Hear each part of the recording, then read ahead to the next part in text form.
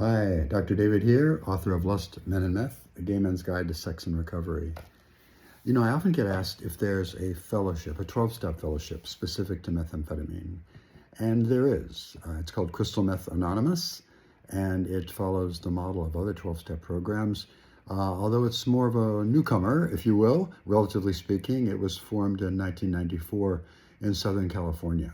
And to this day, you'll find a lot of the meetings, the oldest and often some say the best meetings of CMA in the Southern California region, although it is now worldwide.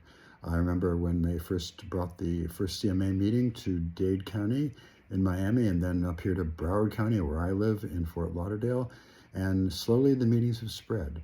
Now, it's interesting because of the unique nature of crystal meth, a lot of the focus is on the sexual nature of meth and chemsex, if you will, party and play, that whole scene, and the destruction it causes for one's sexual life, sexual appetite, the libido, and how that gets so tied up with the state of being intoxicated and how difficult it is to regain sexual functioning once you get into recovery. So these are the common topics that we see in CMA meetings, along with other 12-step discussions as well about powerless unmanageability, the same steps are involved, and so on.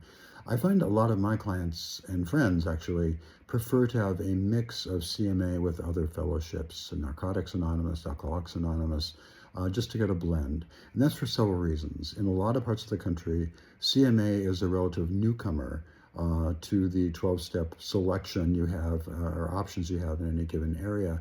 And as such, the sobriety in CMA may be a little shallower. There may be, well, we know this in general because of the nature of meth in the brain, there's a lot of relapse. And so there's a lot of difficulty that sometimes happens. So I often recommend clients not just do a strict diet of only CMA, but really combine with other 12-step programs as well. And that's often really helpful for people to do.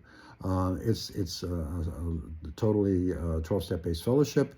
There's a lot of recovery that happens there. A lot of good things happen there as in other 12-step fellowships. Now that said, of course, 12-step is one avenue or a pathway to recovery. It's not the only way. So there's other groups from atheist groups to Buddhist-based groups and so on, to a smart recovery. So you can find your own way. But if you want to find a fellowship that specifically focuses on crystal meth, CMA is where you need to check out. Just Google Crystal Meth Anonymous and you'll find a list of meetings wherever you are in the world. Take care. Dr. David here signing out. Be well.